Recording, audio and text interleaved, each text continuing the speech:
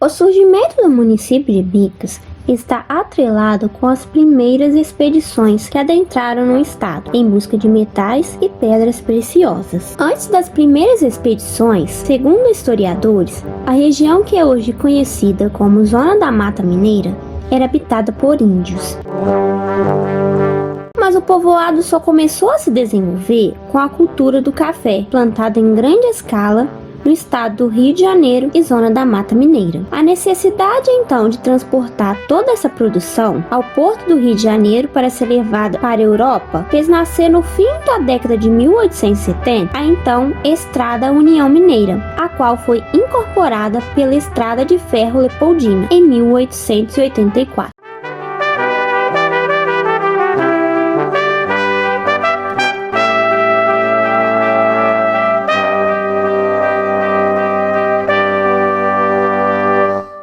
Então, chegada da ferrovia e a escolha para sediar as oficinas ferroviárias fez o pequeno povoado desenvolver seu comércio e indústria, ganhando cada vez mais destaque.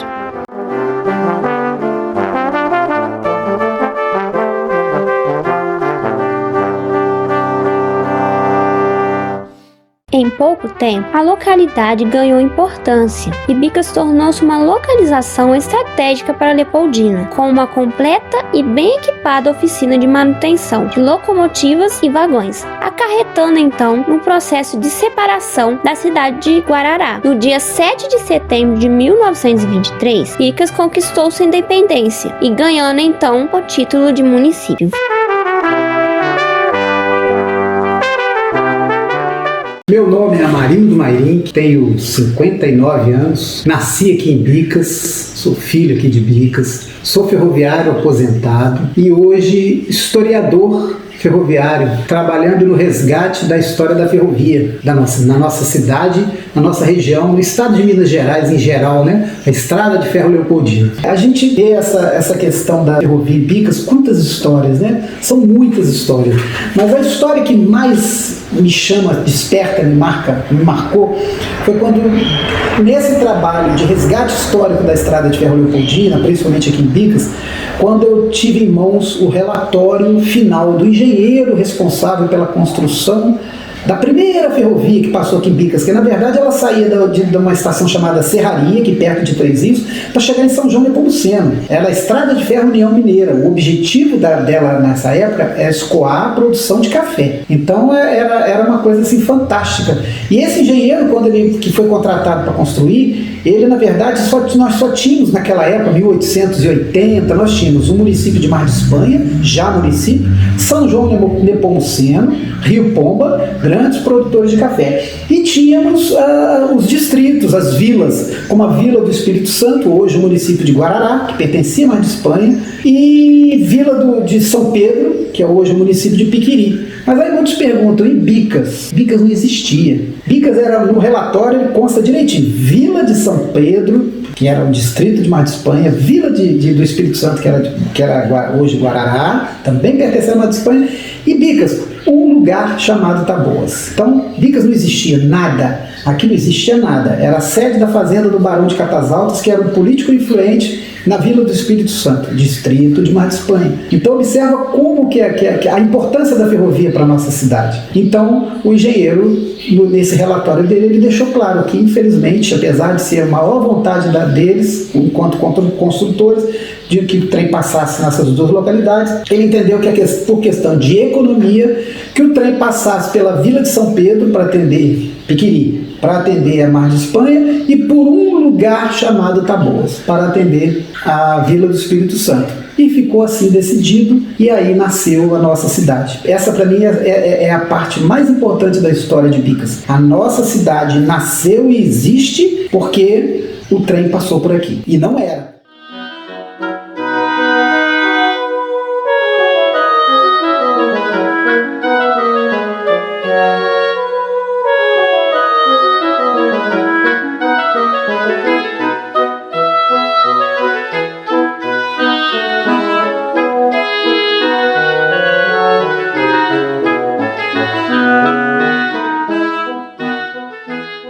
Poxa, e um caminho caminho, né? O caminho do trem. Por onde o trem passava em Bicas. E eu me recordo que quando eu ficava na casa da minha avó, eu hoje moro aqui perto do Parque de Exposições de Bicas. A ferrovia passava logo aqui em cima, na rua de cima da minha rua. E ela passava atrás, nos fundos da casa da minha avó, que morava no extremo oposto da cidade. Então, quando nós estávamos na casa da minha avó e queríamos vir para o Parque de Exposição, a gente vinha caminhando pelo leito ferroviário. Era prática, era hábito normal das crianças, em especial, caminharem pelo leito ferroviário. Quando saía de casa para ir para a escola. Então, conheço cada metro de todo o caminho que o trem percorria na nossa cidade. Desde que ele terminava de subir a serra vindo de São João, aqui perto, até sair para Piquiri, Santa Helena, Piquiri, lá no bairro Edgar Moreira, né, na parte que a gente chama de parte alta da cidade. Com a implantação das oficinas para a ferrovia, a mão de obra local e regional é incentivada a se especializar.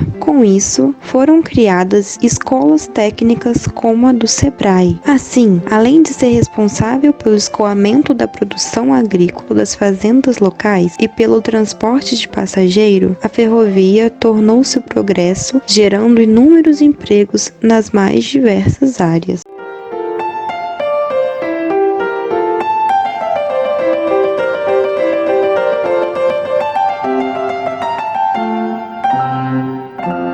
Nós tínhamos em Bicas, além de uma oficina renomada, com profissionais renomados, reconhecidos como grandes ferroviários por toda a rede ferroviária, nós tínhamos uma equipe de socorro fantástica, né, que atuava nos acidentes que aconteciam na região. Nós tínhamos a escola profissionalizante e tinha o Senai, que era o primário, né, a escola primária. Mantinha viva a cidade. Você imagina naquela época, né, um salário, era considerado um bom salário. Imagina você ter uma oficina com um número enorme de funcionários.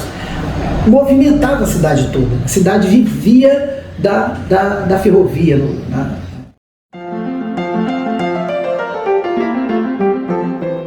Na ferrovia, trabalhavam além dos ferroviários, os maquinistas, os mestres das oficinas e outros funcionários que exerciam as funções de engraxantes, aprendizes de alfaiates, vendedores de verduras, marcadores de sacos e caixas nos armazéns, colocando as iniciais do destinatário. Meu pai foi ferroviário, meus avós foram ferroviários, tanto meu avô Evaristo por parte de mãe, meu avô José Mairink por parte de pai, todos dois foram ferroviários. O Evaristo, por exemplo, foi interessante que ele trabalhou em várias funções, mas a primeira delas foi como guarda-freio. Imagina, naquela época dos vagões de madeira, Maria Fumaça, e os freios dos vagões eram acionados por manivelas em cima dos vagões, no alto. O guarda-freio andava por cima dos vagões, de um vagão para o outro, para frear, rodar a manivela e frear. Então meu avô Evaristo foi guarda-freio e o vô José também trabalhou nessa área. O meu avô, tanto o vô Evaristo quanto o vô José foram condutores. Um dos exemplares mais relevantes do passado ferroviário da cidade é a antiga estação ferroviária de Bicas, que guarda uma belíssima história, tendo sido fundamental para o crescimento local.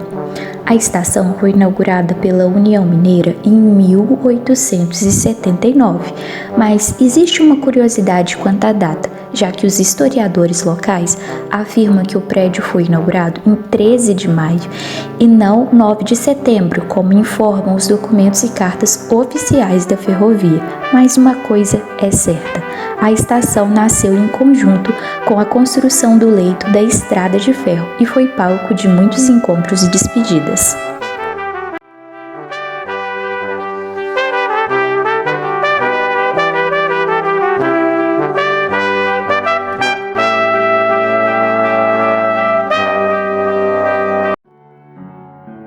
Mas toda boa história também chegou ao fim, e pela estação ferroviária de Bicas passaram trens de passageiros até a primeira metade dos anos de 1970, e os trens cargueiros cessaram suas atividades no início dos anos 80, o que ocasionou a desativação de grande parte da ferrovia, e os trilhos foram retirados da cidade no ano de 1994.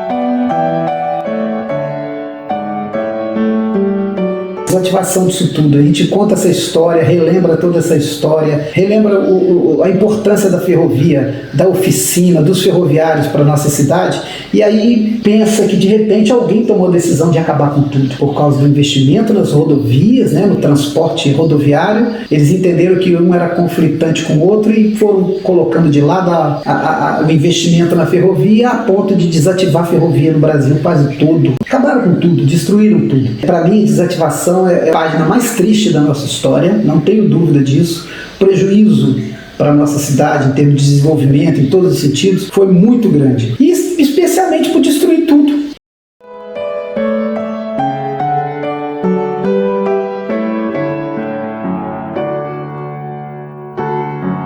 A antiga estação ferroviária é preservada e tombada pelo município por meio do Decreto-Lei 859 de 1991, por sua importância histórica para o desenvolvimento da cidade de Bicas. Em seu registro, foi incorporado fotos e depoimentos orais dos antigos moradores que relatam fatos relativos à chegada e partida dos trens, dos encontros e despedidas que davam vida à plataforma e à cidade.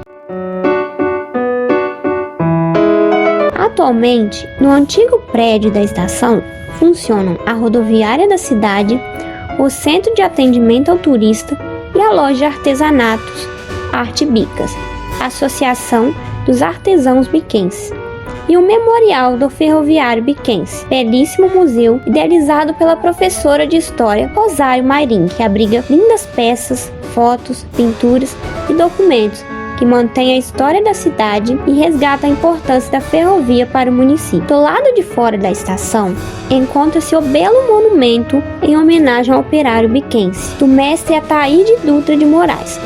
A Prefeitura Municipal, no ano de 2019, comemorou o aniversário de 140 anos da estação. E para essa ocasião notável, o patrimônio histórico-cultural foi recuperado e revitalizado.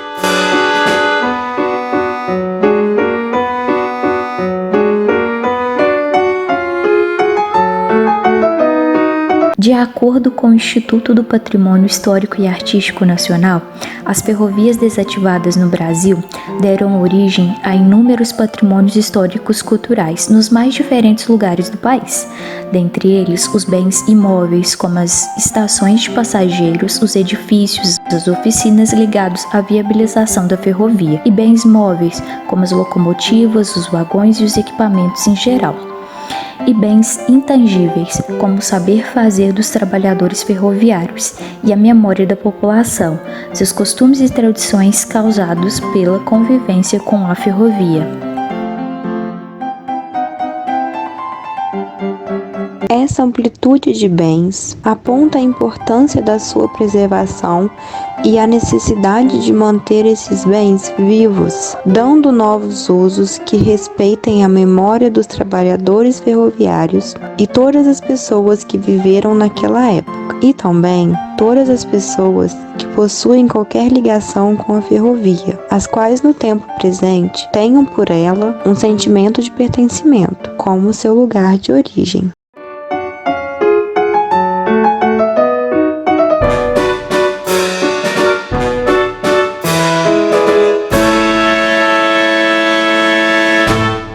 Ferrovia para mim. Ferrovia para mim é tudo. É a minha essência, né? Eu sou neto de ferroviários, como já disse, filho de ferroviário, sobrinho de ferroviário, irmão de ferroviário, tenho primos ferroviários, ou seja, um grande número de familiares que viveram, construíram a sua vida em torno da ferrovia. Então eu tenho muito orgulho disso, tenho orgulho de ser ferroviário e hoje, talvez exatamente por isso, eu me dedique com tanta paixão pelo resgate da história da ferrovia em Bicas.